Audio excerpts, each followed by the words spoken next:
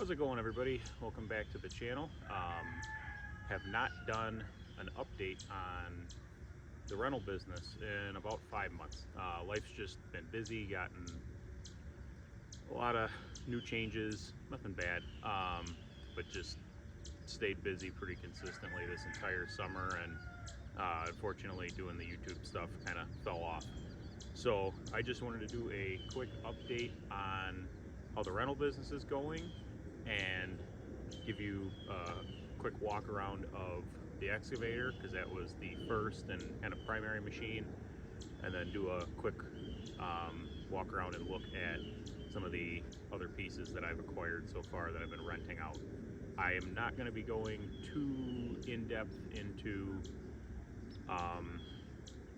like the profit and the actual business side of things. I will kind of get my thoughts together and put a spreadsheet together and be able to make that a lot more of a concise video aside from just like incoherent ramblings on it. But I figured we can take a look at the machines. I can show everybody how they've held up, anything that I've had to replace, the maintenance regimens that I've been sticking to, and then lastly, just look at the rest of the equipment that I've purchased to rent. So let's take a look at the excavator. So I'm very happy to say that this machine has been completely rock solid for the entirety of the summer that I've been renting it. I originally had planned on kind of retiring these annually and getting a new machine every year, but after kind of going through this one and knowing and trusting it, I think I will probably end up keeping this one for next year and possibly buying a slightly larger one. They sell like 1.5 to like 2-ton machines, pretty easy to come by at the auctions. So that'll probably be the next upgrade that I do. As far as issues that I've had with this thing, I think in the video that I did before it went out for the first rental, I'd already discussed that the starter had gone out. That is the only mechanical issue that this machine has ever experienced, aside from these two hydraulic hoses were damaged by a renter that attempted to pick up a big chunk of concrete from a patio that he was ripping out, and he essentially crimped the lines with the piece of jagged concrete, severed one of them and mangled the other. So that was covered by him under the contract. Aside from that, this machine threw a track one time, and that was completely my fault because I was in a rush and dropped it off and did not adjust them like I usually do. So I guess we can just start there. As far as like what I usually do, this machine currently has just over 150 hours on it. I've been doing oil changes every 25 to 30. I've been greasing it every 10, or pretty much like every other rental. It seems about on average it gets somewhere between 3 and 5 hours per day put on it from the rental. Some guys really run it and they'll put 8 or 9 hours on it in a day, and there's others where it comes back to me with an hour and a half on it. So it really all depends, but it averages out to like 3 to 5. The oil change 25 to 30, greasing regularly. I have never touched the hydraulic fluid on this, and that is definitely something that I should have done and everybody suggests, but it's kind of one of those things where I never did it. It's still holding up, and I will probably flush it and add some good fluid and potentially a filter over the winter before this gets rented out again for next spring. Seat's still holding up fine, no issues there. The tracks are still in really good shape. You can even still, to the point, see the mold marks on them from when they were, molded new. What else? I mean, it shows some damage. There's some dings and dents. Some of those are from me, some of those are from renters. this black has gotten scratched a handful of times, and I just keep hitting it with like semi-gloss black touch-up. What else do I really even have to say about this thing? It's just been great. I've had very minimal issues with it. I never worry about it going out for a day. Yeah, I wish I had more to really add to it, but it's just, it starts up every time and it does what it needs to do. I wish I could say the same for some of the other machines that I've purchased, but this one has really just proven itself, and because of that, it's gonna stick around for the 2025 season at least, and we'll kind of go from there. And now to do a complete 180 from the surprisingly reliable Excavator, we have the Dingo.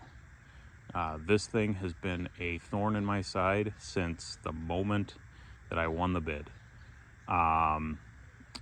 To start off, went to Fort Wayne, Indiana to go pick it up because I was kind of rushing to get my hands on one just because I saw the desire for renters. I'd had a bunch of people ask if I had one, so I kind of jumped the gun and tracked down the first one that I could find and bought it. I went with this style. A lot of the newer ones have like higher track design where it actually puts the drive cog up like you'd see on a lot of other types of equipment. I went with these because these have been around the longest, and I guess incorrectly assumed that they would be the most reliable just because they were very simple. They didn't have a bunch of idlers or anything like that, and that's proven to not quite be the case, but we'll get to the tracks in a little bit. The first issue that I came across with this machine is I got to the auction yard to pick it up and the gas cap was missing. Not a big deal, except for the fact that the fuel tank was full of water. Now, unlike the Excavator, this has its own fuel tank separate from the engine. These have a 23 horsepower V-twin. I think it's like a GX670 or like the Briggs & Stratton equivalent clone V-twin engine. It's pretty similar to what you'd see in like a garden tractor, but it has a fuel tank down here that the engine is actually mounted on. Well, because that was allowed to fill with water while the cap was missing, the entire tank rusted up. So you just saw that sending unit off multiple times, cleaning the tank out. The carburetor's probably been cleaned a dozen times. It's still an issue that plagues me. I added a marine water separating fuel filter, and in order to essentially deal with all that, the small little vacuum fuel pump couldn't handle it anymore, so I added an electric fuel pump.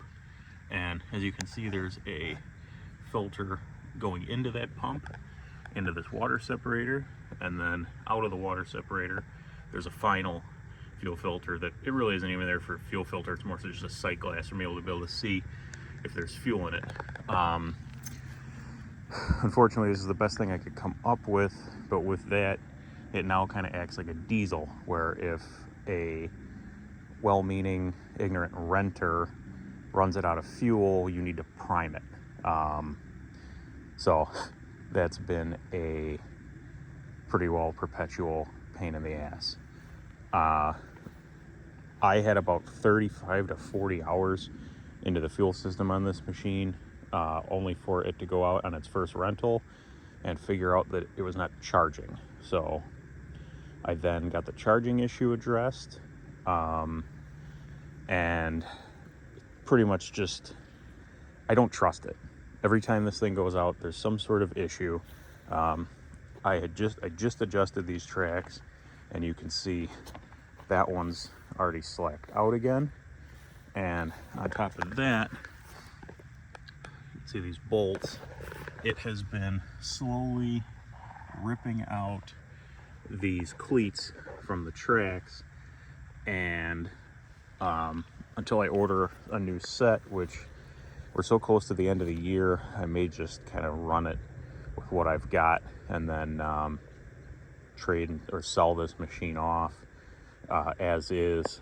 But it'd be about $400 for a new set of tracks. The bucket is cracked to hell. I need to have a welding day with that. All the hardware that holds this down rattled out and was lost. What else? And this machine only has 42 hours on it, so this has a third of the usage of the excavator, and this is where we're at. So my goal is to pretty much just sell this thing for, I don't know, pretty much whatever I can get. I'd assume I could still get around $300 to $3,500 out of it, and it's currently how it is. And I'm gonna buy a Boxer, Vermeer, Toro. Bobcats are expensive, but just a name brand used machine that is a little more trustworthy, because there is a huge market for these, that people constantly want this. I'm just always really apprehensive to let it go out. So for the most part, I've got 3 or 4 clients that I've kind of developed relationships with over the course of the summer that have landscape companies or do they plant trees or own a nursery, and they're not ignorant. Number one, they know how to run them. They understand how to drive them without stressing the machine or fucking the tracks up, and they're just delivering or spreading mulch. They're I bought a set of pallet forks for this. They're using it to move trees and bushes around. So that's pretty much what it's been relegated to at this point. And hopefully going into winter, as the prices come down a little bit on this type of equipment, I will be able to track down a used name brand machine. Just move right over to here. This was just I was at an auction and it went cheap. This is a groundhog, one-man post auger. New, these are like $3,500, $3,600 units. I paid $400 for this thing with a 6'10", either 6'8" and 10 or 6'10" and 12-inch augers with 2 extensions, so you can go down to 60 inches on your hole depth. I've got it set for 48 right now because that's what a lot of people want. Had a brand new Honda GX200 engine on it. Paid $400 for this thing, and I'm already in the black on this machine. There's not much to it. It's just a belt drive off the engine with a drive shaft that runs up to a gearbox. So this is a nice little simple machine. You could pop that off and 2 people can pretty easily lift it in the back of a pickup. This rents out for $100 a day. I should also say that the Dingo is $175 a day. This is $100 a day. Excavator's $150 a day. So this has been a really popular one. I've got a couple more pieces to show you. So I think you guys have seen this tractor before. It's a Ford 1220. It's essentially a Yanmar tractor, little 3-cylinder diesel. And I know I've done videos earlier on with that Frontier 48-inch brush mower. This has been a real popular item. This has gone out about half a dozen times. I've owned this thing far longer than I've been renting stuff, so I had a lot of time to maintain it and trust it, and it's been great. Currently, the last guy that had it, not his fault, but the hydraulic cooler sprung a little leak. I really have no way of proving whether it was his negligence or just, it's an old tractor. This thing's from the mid-90s, I'd imagine. So I need to fix that, but this machine with the brush hog rents out for $200 a day. I also have a 3-point postal auger that I will rent out with it. Nobody's actually wanted that yet. They all just end up taking that little one-man deal. But I do offer it. It's just stuff that I have laying around anyways. If somebody's doing smaller stuff, I have this Swisher 24-inch walk-behind brush mower that is a rental piece. I bought this cheap. It's pretty well paid for itself. I'll end up selling this at the end of this year, probably in the spring, and just buying like a Billy Goat or a better brand with a Honda engine. The engine on this thing's tired. I bought it non-running from like an estate auction, and it works just fine. It's just kind of loud and smokes. Loud as in probably has some sort of a like bottom end noise. It's bent up. You could see how it's folded in like that, but for a rental piece it works just fine. And then lastly, I just bought these. I'm going to keep this one in the back, but these are overseeders. You use these for like seeding lawns after you like do a power rake job or aerate. I also have a power rake that's currently rented. I also have an aerator that's currently rented. I'll walk over and show you. Pretty much the same thing that I rent out. It's just a beat up one that I bought to resell. And then this was a $20 rototiller that always just fires right up and works great. And I rent that for 25 bucks a day, and it's done well as well. It's just, a lot of this stuff is just cheap and I own it, and might as well just take a picture of it, write a little description of what it can do, and offer it up to people. This is pretty much a sister machine to the aerator that I rent out. This one mechanically is great. I have it listed for sale. It's just beat up. It's pretty common for these to end up looking pretty poor pretty quickly, but just for presentation's sake, I bought this one and 2 others at the same time, and the nicest looking one I ended up holding on to for a rental machine. So got that, and then a power rake, which pretty much looks like those overseeders, just without that seed box on the front, and a different style of spinning tines underneath to dethatch your lawn. So as far as the rentals go, it's definitely something that I enjoy doing. It's a different income stream that allows me to be close to home and not constantly chasing sales all over the Midwest. I have plenty of content and other videos to be able to make on the flipping side of things. I don't know if you caught it in some of these videos, but I've got a couple more of the excavators. Been doing really well buying and just reselling those. I'll make a better video in the coming weeks, just kind of doing a cost breakdown. I might wait until the season's pretty close to wrapped up. I feel like I've got about another month left with the rentals before things just really die down and I can decide what is staying and what's going.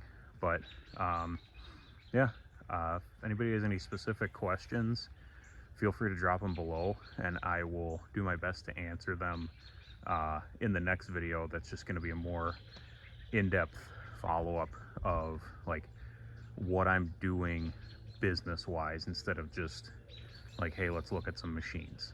So if anybody has any specific business questions, drop them below. Again, if you're liking the content, if you're liking the channel, please like, subscribe, hit that notification bell, and we'll see you next time. Thanks.